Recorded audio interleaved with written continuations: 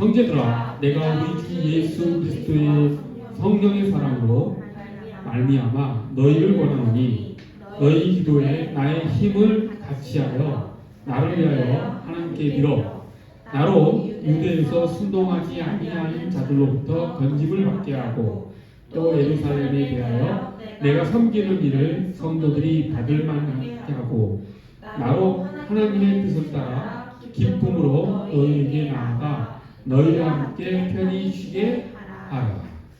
아멘.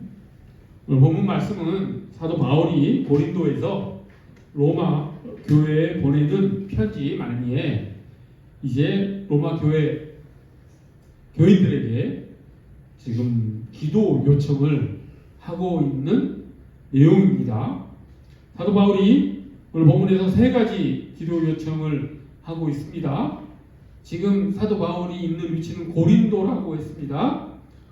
그리고 그 수신 편지의 수신 대상은 로마 교회입니다. 자, 그런데 사도 바울이 지금 로마 교회에 무엇을 기도 요청하냐면 세 가지인데, 첫 번째는 이제 사도 바울이 예루살렘으로 고린도에서 갈 텐데 그 예루살렘에는 사도 바울을 해하려 하는 사람들, 심지어는 목숨까지도 없애버리려고 하는 사람들이 있음을 사도 바울이 알고 있습니다. 그래서 지금 첫 번째 기도 제목은 그들로부터, 본문에 이렇게 나오죠. 나로 유대에서 순종하지 아니하는 자들로부터 건짐을 받게 하고, 이게 첫 번째 기도 제목이죠. 그 유대 사람들, 예루살렘에 있는 유대 사람들, 믿지 않은 사람들이죠. 예수 그리스도를. 그 사람들이 사도 바울을 해하려고 하는데 그들의 위협으로부터 나를 보호하게 하나님께 기도해달라. 이게 첫 번째 기도 제목입니다. 그리고 두 번째 기도 제목은 이제 그 뒤에 나오죠.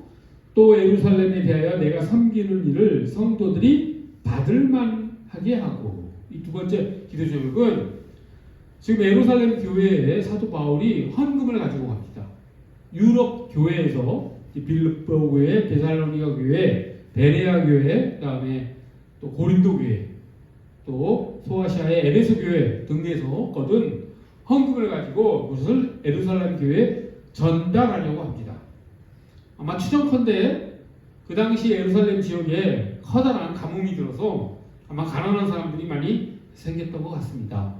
그래서 유럽 교회에서 헌금을 해서 지금 예루살렘 교회에 전달하려고 하는 그런 일을 하고자 하는데, 예루살렘 교회 사람들이 그 헌금을 오해 없이 받아들일 수 있도록, 그 헌금을 받을 수 있도록 기도해 달라고 합니다. 이렇게 기도하는 이유는 이제 보통 신세를 지는 사람이 이렇게 지는 것을 이렇게 거북해하는 경우가 있죠. 그래서 그런 마음이 없게 하고, 더 중요한 것은 이제 유럽 교회와 예루살렘 교회, 이 두 교회 간에 일치가 일어나는, 하나가 되는 일이 너무도 중요하기 때문이죠. 만약에 이 두 교회가 서로 연합이 되지 않고 서로 단절이 되어버리면 기독교 역사는 아주 불행하게 시작되는 거겠죠. 유대 민족 종교 쪽으로 가버리든지, 아니면 유대 민족과는 단절된 상태에서 이방 민족들의 종교로만 흘러가든지, 그렇게 되면은 구약 성경에 나오는 그 하나님의 언약들이 다 사라져버리게 되는, 그 전통들이 또 사라져버리게 되는, 구약에서 말씀하신 하나님의 말씀을 소홀히 여기게 되는 그런 또 폐해를 겪게 되기 때문에 유대 교회와 이 이방 교회의 연합은 무엇보다 중요합니다. 그리고 그러기 위해서는 예루살렘 교회가 유럽 교회가 보내는 헌금을 받아들이는 것이 대단히 중요하지요. 그럼으로써 사도 바울이 이방인들에게 복음을 전파한 것을 예루살렘에 있는 사도들도 인정을 하고, 그것을 통해 하나님께 영광 돌리는, 그럼으로써 유대교회와 이방 교회가 서로 하나가 되어서 하나님의 뜻이 이루어지는 그런 것을 지금 사도 바울은 로마 교회에 요청하고 있는 것입니다. 하나님께서 아브라함에게 무엇이라고 약속하셨습니까? 하나님께서 너로 인하여 모든 민족이 복을 받을 것이다 라고 약속하지 않으셨습니까? 즉 아브라함의 후손으로 인해서 아브라함의 후손이 바다의 모래같이 하늘의 별과 같이 많아질 것이고, 그리고 아브라함의 후손으로 인해서 모든 민족들이 복을 받을 것이다. 거기서 말하는 모든 민족은 유대인만을 말하는 것이 아니지 않습니까?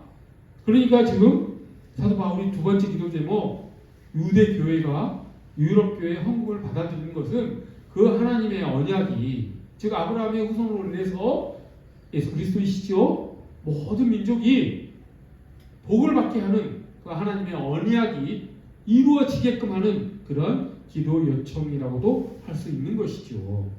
이렇게 두 번째 기도 제목이었고, 그 다음에 세 번째 기도 제목은 그 모든 일을 다 마치고 로마로 다시 이제 돌아오게 되는 그런 일이 잘 무사히 이루어지도록 지금 기도 요청을 로마 교회에 하고 있습니다. 정리하자면 첫 번째는 지금 사도 바울이 예루살렘 교회를 방문하는데 그 예루살렘 교회에 있는 사도 바울의 목숨을 헤아려 하는 사람들로부터 지켜주시고, 두 번째는 예루살렘 교회가 유럽 교회의 헌금을 오해 없이 잘 받아들여서 유대 교회와 이방 교회가 연합이 되게 하시고 그 모든 일을 다 마치고 로마로 무사히 도착하여 사도 바울이 또 궁극적으로 선교를 하고자 하는 곳은 그 로마를 거쳐 오늘날 스페인에까지 이르러, 그 당시 스페인은 유럽의 땅끝이었죠. 서쪽으로 가서 가장 마지막에 도착한 나라가 스페인이지 않습니까? 거기까지 가서 복음을 전하고자 하는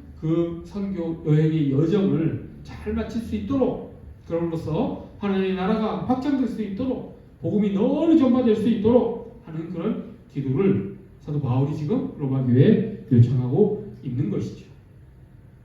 자, 그런데 그러면 이 세 가지 기도 제목은 과연 어떻게 응답되었을까? 라고 하는 것을 우리가 궁금해할 수 있습니다.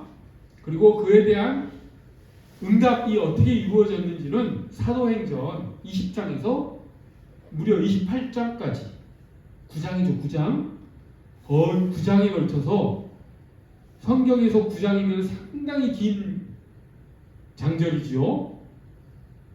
에 걸쳐서 하나님께서 이 사도 바울의 기도에 어떻게 응답하셨는지가 서술되어 있습니다. 사도행전 20장에서 그래서 28장까지 쭉 사도 바울이 로마 교회에 기도 요청한 내용들이 어떻게 이루어졌는지가 기록되어 있다라고 하는 것이지요. 그렇게 사도행전이 끝납니다. 결론적으로 말씀드리면 사도 바울은 로마에 다시 도착합니다. 이 세 가지 기도 제목대로 사도 바울이 예루살렘에 갔다가 거기서 헌금을 전하고 그리고 로마로 돌아옵니다. 그리고 마지막에 그 로마에서 복음을 전파하는 모습으로 사도행전이 끝나죠. 28장에서 끝납니다. 열린 결말로 끝나죠. 그 뒤에 사도 바울이 스페인 쪽으로 선교 여행을 떠났는지 어땠는지 라고 하는 것은 기록되어 있지 않습니다. 어찌되었든 결론적으로 봤을 때 사도 바울이 로마에 도착한 걸로 봐서 하나님께서 사도 바울의 기도에 응답하셨음을 우리가 알 수가 있지요. 자, 그런데 이 기도 제목대로 사도 바울이 로마에 도착하기는 했으나 그 과정이 사도 바울이 상상했던 것과는 아마 아주 달랐을 것입니다. 그 과정 속에 너무도 큰 어려움이 있고 고난이 있었기 때문이겠지요. 그래서 오늘 하나님께서 과연 사도 바울의 그 기도에 어떻게 응답하셨는지를 좀 간략히 살펴보도록 하겠습니다. 그래서 하나님께서 우리의 기도에도 어떻게 응답하시는지 우리가 정명교사, 우리가 교훈으로서 받아 들을 수 있겠지요. 자, 우리 모두에 말씀드렸지만 사도 바울이 지금 로마 교회에 편지를 쓰고 있는 장소는 고린도입니다. 고린도는 오늘날 어디입니까? 발칸반도 남부 쪽에 있죠. 그리스 지역 쪽에 있습니다. 그래서 그 고린도에서 서쪽으로 바다 하나만 건너면 이탈리아가 나오죠. 우리가 유럽 그 지도를 상상해 보십시오. 발칸반도, 오늘날 그리스, 왼쪽에 로마가 있죠. 이탈리아가 있습니다. 그러니까 고린도에서 배 타고 뭐 빨리 가면은 하루 이틀이면은 도착하는 곳이 이탈리아 반도입니다. 근데 바로 이렇게 고린도에서 로마로 가지 않고 지금 사도 바울은 동쪽으로 가는 거죠. 동쪽으로, 지도상 동쪽으로 그 지중해를 배를 타고 쭉 지나서 이제 오늘날 시리아 지역에 도착을 해서 거기에서 예루살렘 쪽으로 배를 타고 또 남쪽으로 내려오면은 예루살렘에 도착하지요. 그리고 그 예루살렘에서 다시 서쪽으로 배를 타고 로마까지 가는 그런 지금 행로를 잡은 것입니다. 하루 이틀이면 갈 수 있는 그 고린도에서 로마의 거리를 지금 빙 둘러서 다시 반대 방향으로 동쪽으로 돌아서 예루살렘에 돌았다 다시 돌아가야 되는 것이기 때문에 수천 킬로미터를 돌아가지요.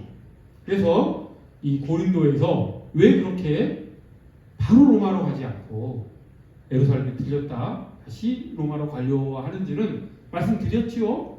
유럽 교회에 있는 헌금을 예루살렘 교회에 전달하고 그리고 나서 로마로 가려 하기 때문이라고 했습니다. 그리고 그 일은 대단히 유대 교회와 이방 교회 간에 연합을 이루게 하는 아주 중대한 일이기 때문에 꼭 사도 바울이 그 일을 해야 되는 것이라고까지 얘기했습니다. 자, 그래서 사도 바울이 고린도에서 이제 고린도가 이제 발칸반도 남쪽 서쪽으로도 갈 수도 있고 동쪽으로도 갈 수 있는데 이제 서쪽으로 가면 이탈리아고 동쪽으로 가면 이제 예루살렘 방향이지 않습니까? 그래서 동쪽으로 출발을 하려고 하는데 그때부터 이미 사도 바울은 믿지 않는 유대인들에 의해서 살해 위협을 받고 있었습니다.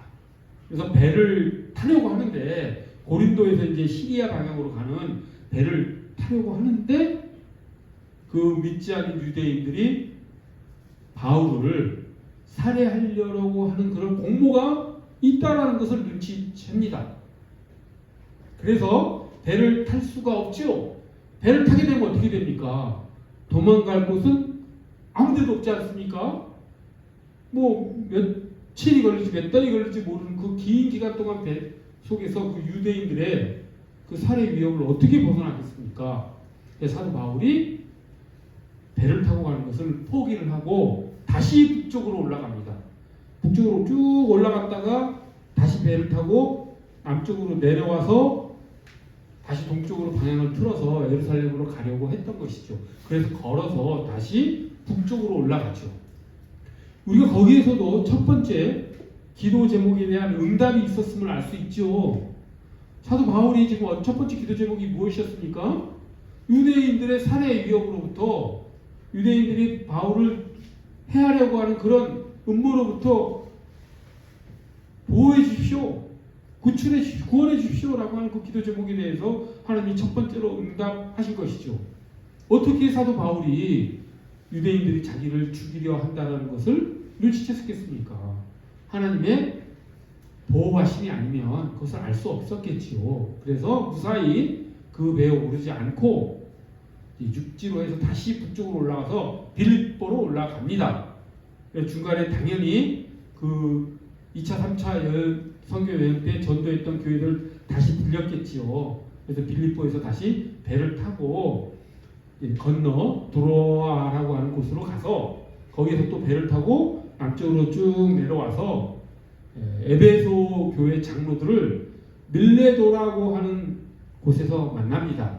그 에베소는 사도 바울이 거의 3년간 복음을 전하던 그런 교회였지요. 그래서 이제 에베소까지 내륙으로 들어가서 거기 에베소 교인들을 만나면은 너무 시간이 지체되기 때문에 사도 바울의 계획상으로는 오순절 전까지는 예루살렘에 꼭 도착해야 되겠다라고 하는 그런 여행 계획을 가지고 있었기 때문에 에베소 교회 장로들을 밀레도로 불러냅니다. 해안가에 있는 밀레도로. 그리고 거기서 유명한 고별 설교를 하죠. 에베소 교회 장로들에게.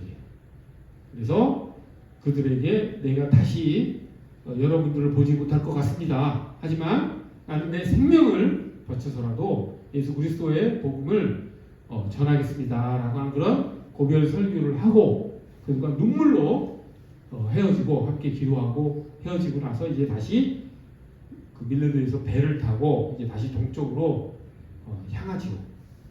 그렇게 해서 우여곡절 끝에 이제 시리아에 도착을 하는데 첫 번째 도착한 곳이 두로였죠. 두로에서 또 그동안 알고 있었던 그리스도인들을 만나고 또 그 두로에서 남쪽으로 좀 더 내려와서 둘레마이라는 곳에서 또 하루 이틀 묵었다가 드디어 가이사라에 도착합니다. 가이사라는 당시 이 팔레스틴 지역에 로마 총독이 거하는 그런 장소였지요. 대도시였습니다. 그래서 이 가이사라에서 이 특기할 만점이 또 하나 있었는데 그게 이제 그 유명한 전도자 빌립을 거기서 사도 바울이 만납니다. 그리고 그 빌립의 딸이 4명이 있었는데 그 4명이 또 예언자였죠. 그들과 만남을 갖고 그러고 있는데 아가보라고 하는 선지자가 와서 바울의 의복의 띠를 풀어서 아가보라고 하는 선지자가 자기의 손과 발을 묶고 당신이 지금 예루살렘에 가면 이렇게 됩니다. 가지 마십시오. 위험합니다. 라고 간곡히 말입니다. 하지만 사도 바울은 자신이 꼭 가야 되는 이유에 대해서 알고 있었기 때문에 사도 바울은 그런 만류에도 불구하고 예루살렘으로 향하게 되지요. 자, 그렇게 해서 드디어 예루살렘에 도착합니다. 도착해서 이제 당시 예루살렘 교회의 수장은 예수님의 동생 야고보, 예수님의 12제자인 야고보가 아니라 예수님의 동생 야고보가 그 예루살렘 교회의 수장으로서 예루살렘 교회를 이끌고 있었습니다. 그래서 만나서 그 예루살렘 교회 장로들과 함께 만나서 지금까지 사도 바울이 했던 선교, 이방인들에게 예수 그리스도의 복음을 전한 것을 보고합니다. 선교 보고를 한 것이죠. 다행스럽게도 천만다행스럽게도 이 야고보와 그리고 예루살렘 교회 장로들이 그것을 받아들이고 하나님께 영광 돌립니다. 그리고 이제 헌금을 받았는지 안 받았는지는 기록이 명확하게 나와있지는 않습니다. 그러니까 두 번째 기도 제목이 헌금을 잘 받을 수 있게 해달라는 기도 제목이었는데 그것에 대한 명확한 이야기는 나오지 않은데 그 야고보 사도와 그리고 장로들이 하나님께 영광을 돌리며 이방 선교에 대해서 인정한 걸로 봤을 때 헌금을 받아들였을 것으로 당연히 추측이 되죠. 자, 그러게 있는데 이제 야고보와 이 예루살렘 교회 사람들이 사도 바울에게 한 가지 제안을 합니다.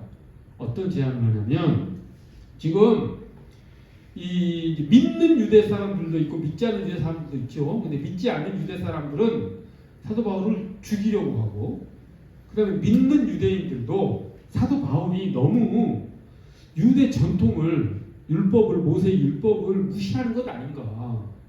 할례도 받지 않고 그렇게 복음을 이렇게 전하고 있지 않는가 라고 하는 것으로 대단히 좀 거부감이 좀 있었습니다. 믿지 않는 유대인들은 당연히 사도 바울을 죽이려고까지 했었지요. 그래서 야고보 사도와 예루살렘 교회 장로들이 한 가지 제안을 하는데 그것이 무엇이냐면 사도 바울 당신이 너무 유대 전통을 무시하지 않는다라고 하는 것을 유대인들에게 보여줄 필요가 있습니다. 그러니 지금 우리 예루살렘 교회에 4명의 하나님께 맹세한 선한 사람들이 있는데 그들이 성전에서 머리를 깎고 그리고 정결 의식을 행해야 되는데 그것에 대한 비용을 지불을 하고 그들을 후원하십시오. 그러면은 유대 사람들이 당신이 유대 전통을 그래도 인정을 하는구나, 그걸 지키려고 하는구나, 그걸 완전히 배척하는 것만은 아니구나 라고 하는 것을 알게 될 것이고, 그럼으로써 유대 사람들이 당신에 대한 거부감이 좀 사라질 것입니다 라고 제안을 합니다. 그래서 사도 바울도 고지식한 사람이 아니죠. 그분이 원칙에 있어서는 그 원칙을 반드시 지키죠. 복음의 어떤 중심이 흔들리지 않는 그런 마음을 가지고 있었지만, 믿음의 중심은 흔들리지 않았지만, 그런 부수적인 어떤 정책들, 복음을 전하는 데 있어서 어떤 부수적인 그런 수단들은 융통성이 있게 행동을 합니다. 그래서 그 야고보 사도의 제안을 받아들입니다. 그래서 성전에서 일주일간 그 정결 의식을 행하는데 비용을 대고 그때까지 그 정결 의식에 함께 하지요. 그렇게 해서 오해를 이제 풀었나 싶었는데, 이게 여기에서 또 오해가 생깁니다. 이제 사도 바울이 유럽 교회에서 예루살렘 교회로 건너오는데 혼자 온 것이 당연히 아니죠. 그 거액의 헌금을 들고 오는데 어떻게 혼자 여행하겠습니까? 네덜랭의 사람들과 함께 오죠. 근데 그 중에는 이제 유럽 사람들, 그리스 사람들이 함께 이렇게 팀을 이뤄서 예루살렘 교회에 오지 않았겠습니까? 그러다 보니까 이제 예루살렘 성 안에서 이제 그리스 사람들과 서로 대화하고 하는 것을 유대 사람들이 봤겠죠. 근데 그것을 가지고 이제 모함을 합니다. 지금 사도 바울이 그리스 사람과 성전에 있지 않고 예루살렘 성 안에서 이렇게 이야기하고 하는 것을 믿지 않은 유대인들이 보고 이제 헛소문을 퍼뜨리죠.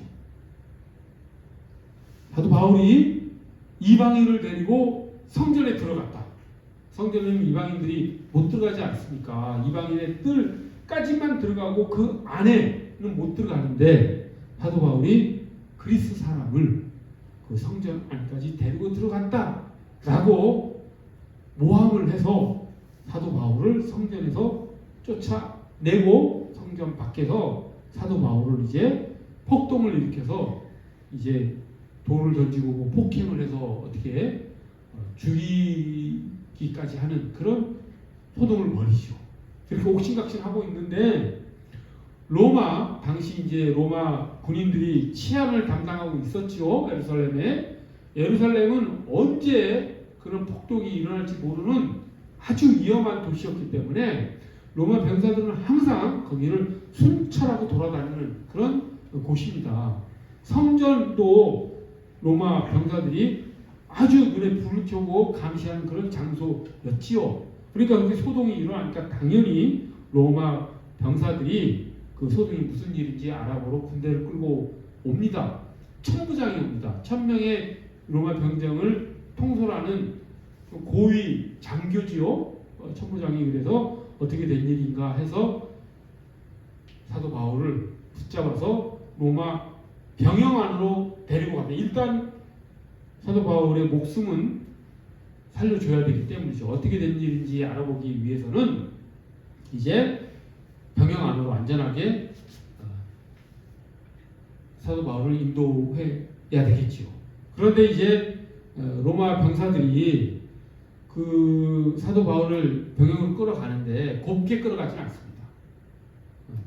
사슬로 묶고 채찍질까지 하려고 하죠. 무슨 일인지 이제 신문을 할 때 당시 고대 로마에서는 일단 고문으로 그 고백 자백을 받지 않습니까? 그런데 그때 이제 사도 바울이 자신이 로마 시민임을 밝히죠. 이게 이 천부장도 사도 바울이 로마 시민이라는 얘기를 들으니 이제 깜짝 놀랍니다. 로마 시민은 이렇게 채찍질 같은 거를 해서 고문을 해서 자백을 받아낼 수 있는 그런 시민이 아니기 때문에, 그래서 그때부터 이제 로마 시민으로서 대접을 합니다. 자, 그리고 이제 어떻게 된 일인지 이 천부장이 사도 바울이 왜 유대인들에게 죽임을 당하려고 하는지를 알기 위해서 사도 바울을 데리고 공회로 데려가죠. 유대 공회로 데려가서 거기서 재판을 받게 하고 또 다시 병영으로 데려가고, 몇 차례 왔다 갔다 하는 그런 재판 과정이 있습니다. 근데 그때 이제 사도 바울이 병영에 다시 들어가 공회에서 재판을 받고 다시 로마 병영에 유치가 보호가 된 것이죠. 어떻게 거기 있는데 이 유대 그 제사장들이 다시 병영에서 공회로 좀 사도 바울을 데려와라. 다시 재판을 해야 되겠다. 라고 하는 요청을 합니다. 천부장에게 유대 대제사장들이. 그런데 거기에는 음모가 하나 꾸며져 있었습니다.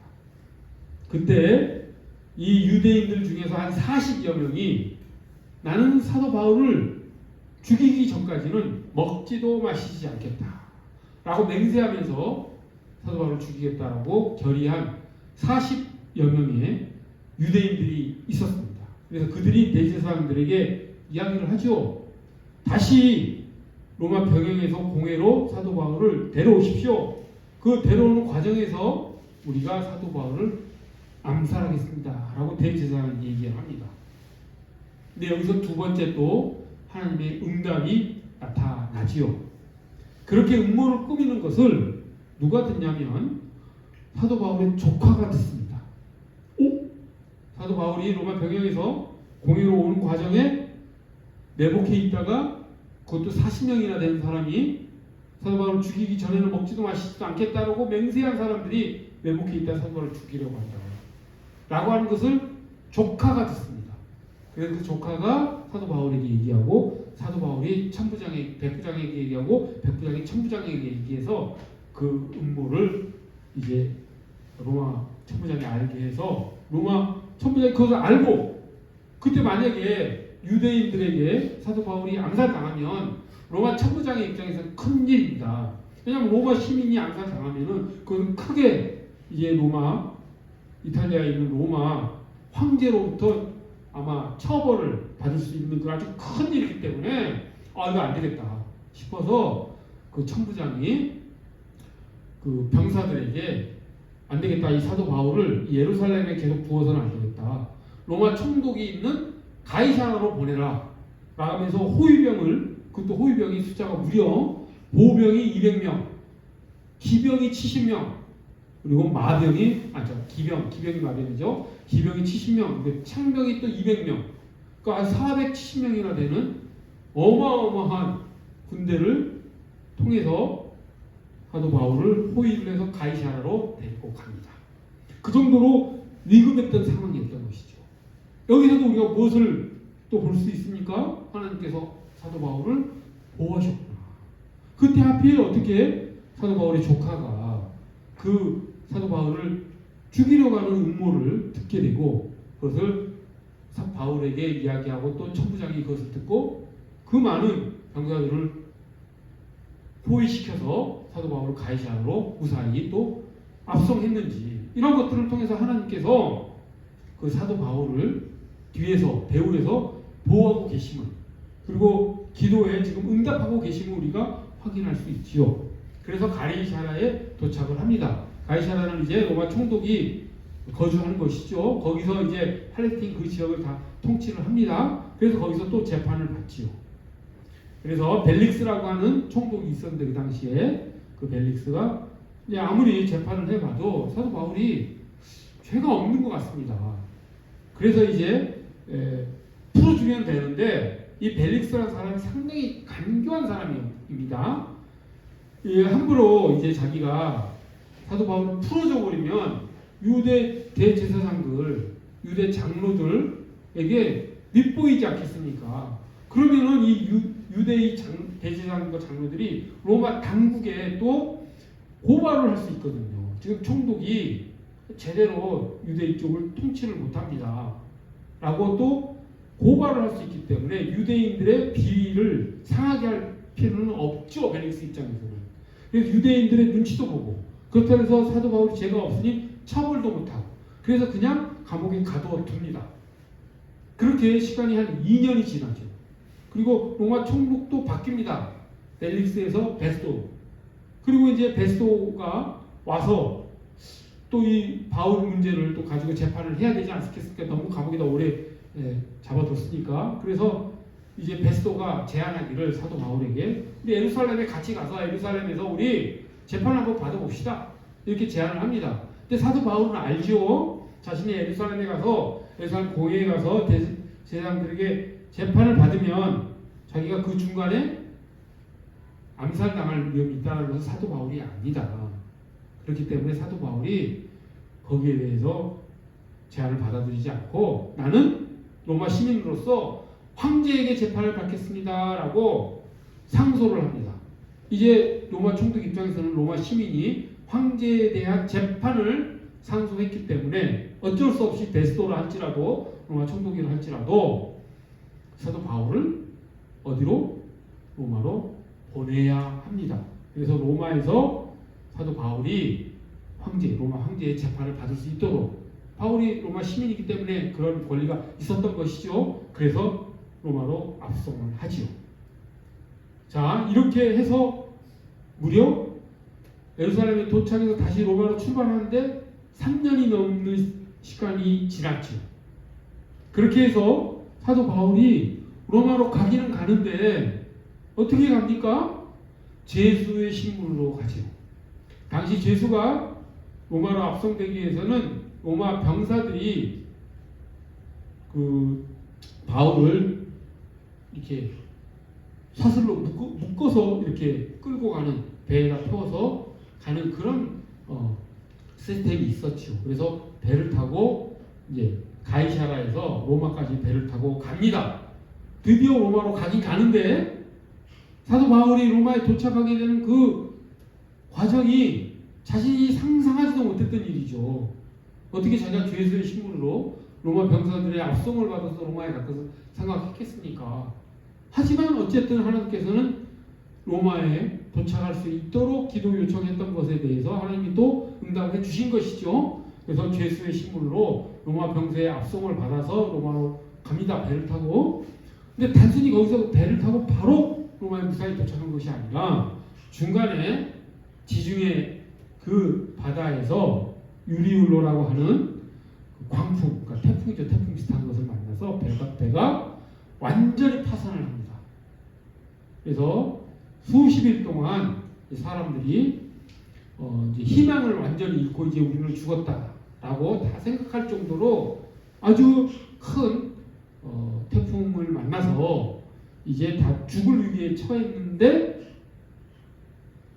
멜리데라고 하는 섬을 그때 또 만나게 되죠. 그래서 그 멜리데 섬으로 표류하게 됩니다. 여기에서도 어떻습니까? 하나님의 손길이 느껴지지 않습니까?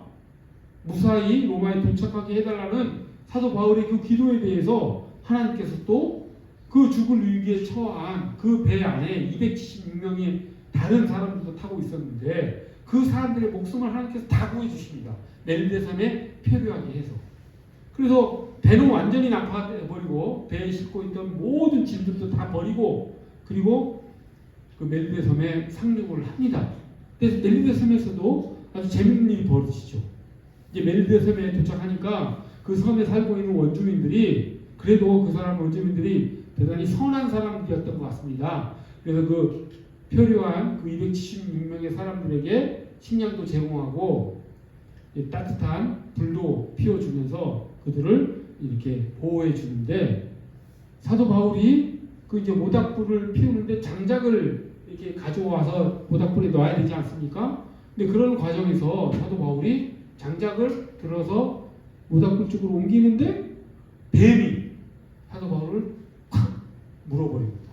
근데 그것을 멜리데 그 원주민들이 보고 아이고 사도 바울 저 사람이 무슨 큰 죄를 지었나 보다. 저 뱀에 물렸으니 죽을 수밖에 없다. 아주 강력한 독을 가지고 있는 그런 뱀이었던 것 같습니다. 그런데 웬걸 사도 바울이 그 독사에게 물렸는데도 전혀 이상이 없이 멀쩡한 것입니다. 그래서 이 멜리데 섬의 원주민들이 깜짝 놀라죠. 그래서 특별한 사람이다라고 하는 것을 알고 그 멜리데 섬에 보글리오라고 하는 추장, 그러니까 그 지도자가 있었는데 그 사람의 아버지가 이질, 열병에 걸려 있었는데 부탁을 하죠. 당신이 이 보글리오의 아버지를 좀 치료해 주십시오. 그래서 사도 바울이 그 아버지에게 가서 기도해서 치료를 해줍니다. 그러니 그 멜레 사람들이 사도 바울을 어떻게 대하겠습니까? 이 사람은 신이다. 그래서 가진 정성으로 사도 바울을 대접하고 물자까지 더 지원을 해서 배에 태워서 로마로 보내지요. 자, 거기에서 우리가 무엇을 느낄 수 있습니까? 하나님께서 사도 바울의 기도에 응답하고 계시는구나 라고 하는 것을 우리가 알 수가 있죠. 그렇게 해서 도착한 곳이 이제 로마인 것이죠. 그래서 로마에서 2년 동안 죄수의 신분으로 로마에서 재판을 기다리면서 복음을 전합니다. 당시 로마에서 사도 바울이 죄수의 신분으로 지낼 때는 감옥에 들어가서 있는 것이 아니라 이제 월세집을 하나 얻어서 그 집에서 이제 로마 병사의 감시를 받으면서 어느 정도 자유롭게 바울을 찾아오는 사람들을 만나고 사도 바울도 가까운 거리를 나가서 복음을 전할 수 있는 그런 활동의 자유는 있었죠. 그래서 거기서 2년을 복음을 전하면서 사도행전이 막을 내립니다. 그 이후에 사도 바울이 스페인에 갔는지 안 갔는지 개인적으로는 갔을 것이라고 추측이 됩니다. 그런 거에 대한 기록이 없습니다. 이렇게 해서 사도행전이 20장에서 28장까지 아주 긴 이야기가 서술이 됐지요. 그러니까 이 긴 이야기 속에 하나님께서 어떻게 사도 바울의 기도에, 세 가지 기도에 응답했는지를 우리가 알 수가 있지요. 사도행전에서 왜 그렇게 길게 이 이야기를 서술을 했겠습니까? 그 가운데 하나님께서 사도 바울을 보호하시고 사도 바울이 하나님께 드린 그 기도를 어떻게 응답하시는지를 우리가 하나님께서도 알기를 원하셨던 것이죠. 이제 우리가 여기서 이제 정리를 하자면 하나님께서 기도 응답을 해주셨죠. 근데 그 기도 응답의 방법이 어떻습니까? 사도 바울이 그대로 예측한 대로였겠습니까? 사도 바울이 유대인의 목숨에 대한 어떤 위협, 그 암살 시도로부터 지켜졌죠. 하지만 그 과정 속에서 사도 바울은 감옥에 갇히고 채찍에 맞고 또 폭동에 의해서 폭행당하고 하는 그런 가진 고난을 겪지 않았습니까? 그러니까 첫 번째 기도 제목을 하나님께서 들어주신 것인가 안 들어주신 것인가 라고 하는 의문이 생기죠. 죽지 않았다고 하는 측면에서는 기도가 응답된 것이지만 채찍질당하고 감옥에 갇히고 했던 그런 폭행당하고 했던 그런 것을 보면 지켜지지 않은 것이죠. 그러니까 여기서 자, 우리 그리스도인들이 이거를 생각할 수 있어야 됩니다. 무엇이냐면 이제 믿음이 약한 그리스도인이라고 한다면 하나님이 내 기도에 응답? 이게 해주신 것인가? 이게 무슨 기도 응답인가? 라고 하면서 하나님이 자기를 인도하심에 대해서 부정하게 되겠죠. 왜? 기도가 완전히 응답된 것도 아니고 완전히 응답 안 된 것도 아니기 때문에. 하지만 사도 바울은 어땠습니까? 유대인들로부터 갖은 핍박을 받았지만 사도 바울은 그 가운데에서 하나님이 나를 지키고 계신다라고 하는 것을 믿음으로 수용을 했죠. 그래서 하나님께 더욱 의지할 수 있었던 것이죠. 두 번째 기도 응답은 어땠습니까? 기록되어 있지 않죠. 헌금을 받았는지 안 받았는지 우리는 추정할 뿐이죠. 받았을 것이라고. 목표는 교회 연합이었는데 연합이 이루어진 걸로 봐서 그건 받아들인 것 같다라고 생각할 수 있죠. 하지만 사도행전에는 그 헌금을 받았는지 안 받았는지 기록하지 않습니다. 왜 그렇습니까? 이게 아주 중요합니다. 믿음의 사람들은 기도를 할 때 내 기도대로 하나님께서 응답하시느냐가 중요한 것이 아니라 내 기도를 하나님이 들으시는지 안 들으시는지가 더 중요하기 때문인 것이죠. 내가 기도한 대로 응답되는 것이 중요한 것이 아니라 내가 기도한 것을 가지고 하나님께서 어떻게 섭리하시고 그것을 어떻게 이끌어 가셔서 나를 하나님의 일을 하게 하시는 거가 더 중요하다는 것이죠. 내 욕망대로 이루어지는 기도 결과가 중요한 것이 아니라 그 기도 과정 속에서 응답하는 과정 속에서 하나님께서 어떻게 역사하시느냐가 더 중요하다는 것을 알기 때문에 사도행전에서 헌금을 받았는지 안 받았는지와 같은 결과는 기록할 필요가 없는 것이죠. 그렇기 때문에 첫 번째 기도도 응답을 받았다라고 할 수 있고 받지 못했다라고 할 수 있는데 믿음의 사람이라고 한다면 내가 기도한 그 결과대로 이루어졌다라고 하는 그것만 바라고 기도 응답이 이루어졌다 안 이루어졌다고 생각하지 않는다라고 하는 것이죠. 다시 한번 말씀드리지만 믿음의 그리스도인들은 기도한 것을 놓고 그것이 응답됐느냐 안 됐느냐에 지나치게 신경 쓰지 않는다라고 하는 것입니다. 하나님께 들으시는가 안 들으시는가가 더 중요하고 하나님께서 이 기도를 어떻게 사용하셔서 하나님의 일을 하나님의 그 역사 가운데 나를 참여시킬 것인가 라고 하는 것이 더 중요하기 때문인 것이죠. 세 번째 기도 제목을 생각해 보십시오. 정말 그것이 기도 응답이라고 할 수 있겠습니까? 한번 수십 일 동안 바다에서 풍랑을 만나서 거의 배가 완전히 난파됐죠. 그래서 죽을 위기를 겪고 그 엘리사벳이라는 곳에 표를 했다가 칼고생을 하고 그것도 죄수의 신분으로 로마에 도착한 그 결과를 놓고 그 기도 응답 받았다라고 해야 되겠습니까? 말았다라고 해야 되겠습니까? 믿음이 약한 사람들은 이렇게 해서 내가 죄수의 신분이 돼가지고 로마에 도착한 이것이 무슨 하나님의 응답인가? 나는 하나님이 정말 계시냐 계시지 모르겠다 이렇게 생각할 수도 있는 것이죠.